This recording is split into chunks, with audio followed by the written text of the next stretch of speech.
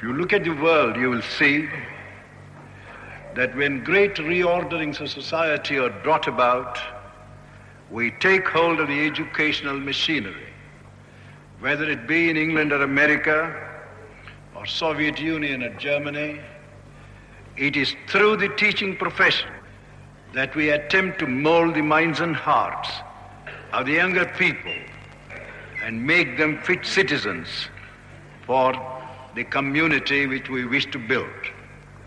In our Constitution, it is laid down that we have to build a civilized society which is based on the freedom of the human spirit, economic opportunities for all, and social justice.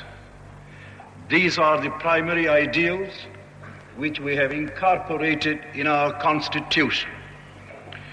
But are we attempting to instill these ideals into the minds of our pupils?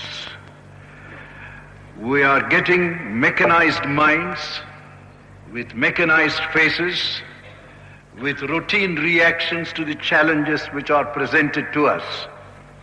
It is essential that we should preserve the free spirit of man, to which we owe all the great advantages which have accrued to civilization.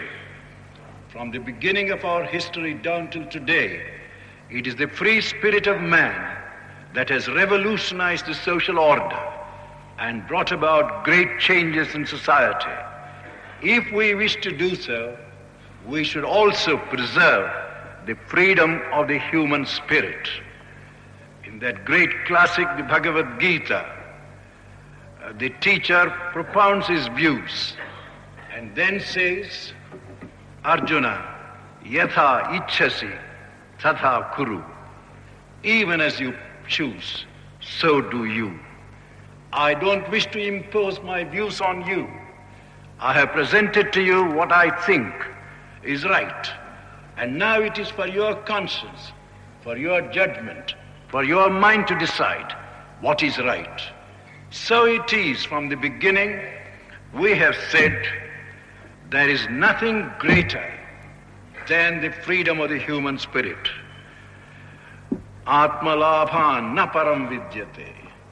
There is nothing greater than the possession of the human soul.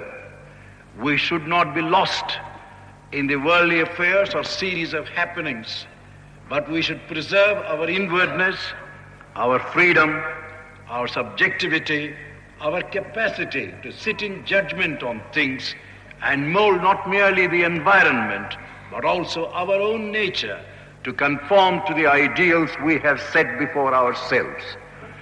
That is what we have set store by, and we should never lose that quality of a free spirit of man. All the great achievements of the world in art and architecture, in philosophy and religion, in science and technology, are due not to a man who is a slave of his environment, but who is a master of his environment, and who is able, therefore, to recast his environment in any manner he chooses.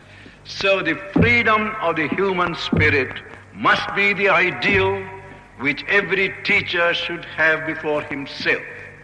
And the other ideals are, we must try to free the human being from the economic servitude to which he is subjected in many, many cases. Millions of our people are not able to know what the spirit is. How could they know when they do not have the elementary necessities of food, clothing, and shelter?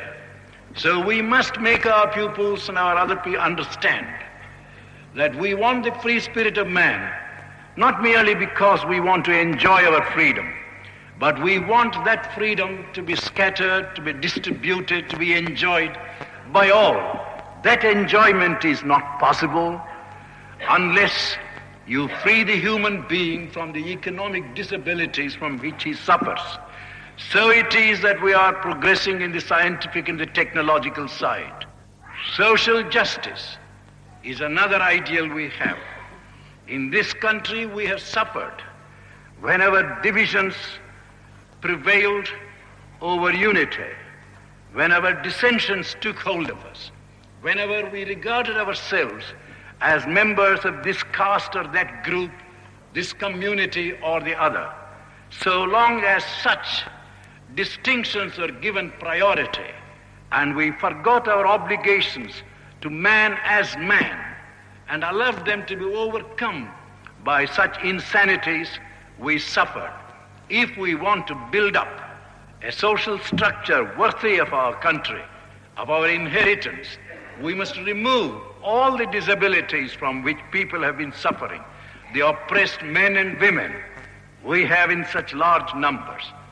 It was rather unfortunate, I felt, that when about 85 people were being awarded, you had only 6 women there. It does show that still they are struggling, they are striving to come forward. We must give them all the facilities we possibly can to encourage our women, and they are as capable as men are. Whatever you may say, given the opportunities, they do quite as well. We should try to give them all the opportunities which are open to other people. So social justice and economic progress and freedom of the human spirit, these are the ideals we have worked into our Constitution. Teachers may give them a knowledge of facts. It is also necessary that they should give their pupils a knowledge of values. Facts and values both go together. I thank you and I congratulate the recipients.